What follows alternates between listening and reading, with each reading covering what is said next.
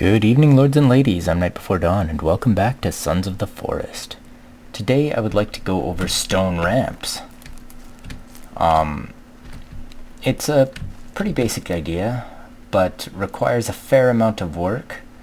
So I'll quickly go over it here. It's not super complicated, but there is a lot of repetition to it. So I'll just get started over here, and I like to always start, actually no, let's do it over here.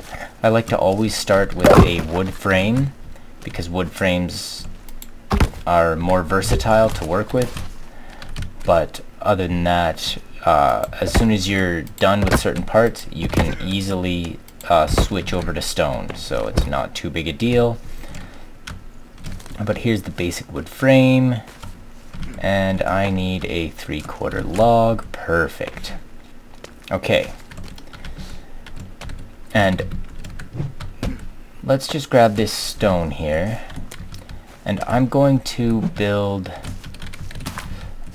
off of this. So let's just quickly do that just to allow the stone to do its thing. So right here is going to be a stone frame. Come on.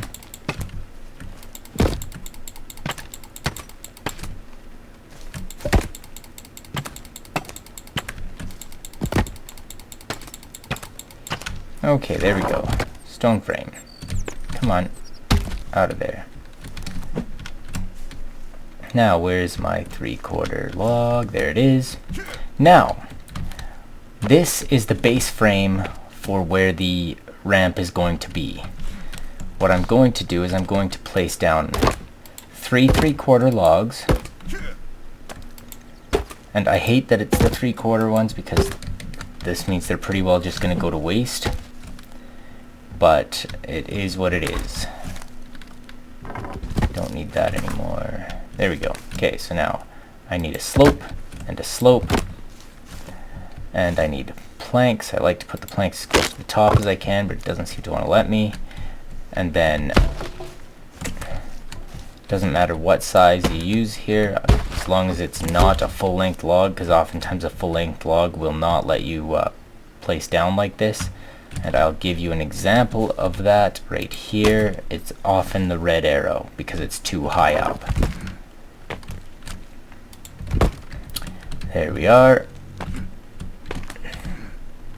Then we can pick this up with a 1/4 log. That should put us at really close to the same height as that. We're not at the same height, but we're really close to the same height.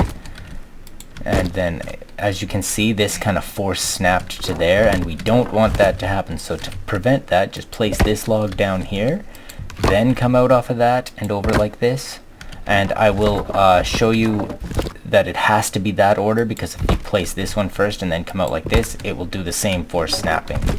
So you have to place the one off of the original foundation first, then bring that over, and then you can snap into there. You can remove that at this point, it won't matter. And place this in here, and make sure that you snap to the lower one. Sometimes you have to come out here. See, there we go.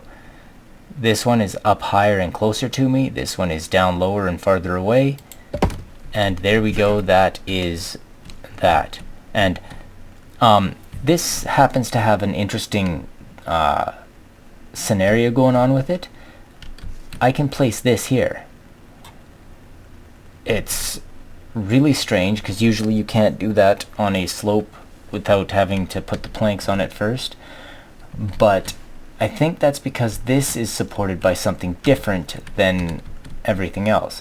And see how that arrow is just on the fill underneath? A weird secondary thing that I've noticed. Just replace that, and now all of a sudden you can place walls there. The big disadvantage to this is you have to keep this forever. You can't get rid of it. You can get rid of this and this and this and all of these and even all the foundation over here, but you can't get rid of these 3 logs or that sloped log. So is it worth it to be able to get some of the old functionality back? I don't think so, but if you have a scenario where you can hide this, which one of the benefits of the way I've done this you can hide it quite easily. Not the slope, but that is a wall. And if this happens to be, say, under a staircase or something, and you want to have a wall on both sides, like I can easily just put a wall here. And as you can see, I don't get the icon for the slope. Interesting. That is interesting. So I can't do the slope there. I haven't played around with that much because it's just a strange occurrence that I'm not sure how or what to do with. But yeah, you can get slopes with walls with slopes in them, but they're quirky. But anyways, back to what I was talking about. Let's grab my 3/4 log here, and this is the less expensive way because it gets rid of having to do this another time, because you're only needing to do one side of this because you've already done the other side. And I'll place that there. Now I can grab the 3/4 log, place it here, and there we go. I can snap this out that way. Grab a 1/4 log to lift this, and it has to be a log to lift that. And then I snap that over to there. Grab a stone. Come on. And there we go. I have another beam in stone, which gives me the ability to build up on both of them. And that's rather simple. I can repeat that as many times as I would like. I usually only do it twice on one side, and then I'll go out that side and then come back in twice. But to go out another two more times, let's just clear that up. You want to make sure you're matching off of this piece, so sometimes you have to come out like that, build like this, and then you'd build your frame there once you've removed that frame. So it's not too difficult to work with. You can just keep repeating the process, and then to get the slopes like I have there, I'm just going to place a pillar here and another pillar right here, and then a wooden post here. It doesn't have to be wood, but you only have to place one with wood, and you have to place more than that with or you have to place 4 with stone, so whatever you prefer. And then you just do this, fill that in, grab a middle length log, so either 3/4 or half, and strut these up. Get rid of those logs,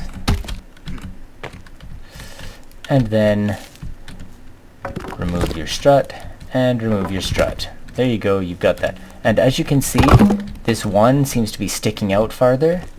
An easy solution to fix that, just remove a stone and replace that stone, and that just moves it back. I don't know why it does that, but it does.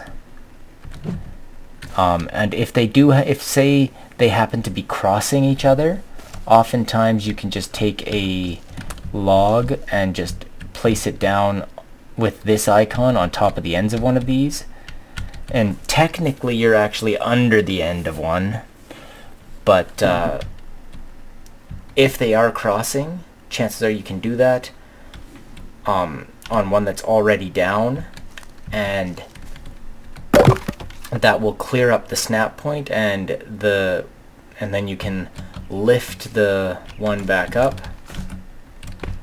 Like say this one's the problem one, we can lift it back up.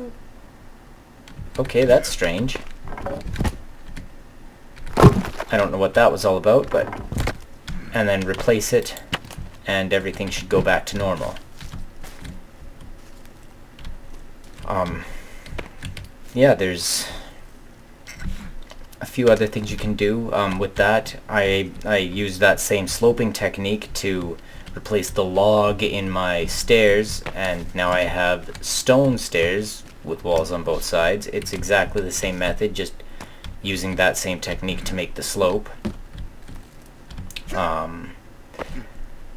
And this is just from an old video, and I was trying to, or an old attempt at this video to demonstrate the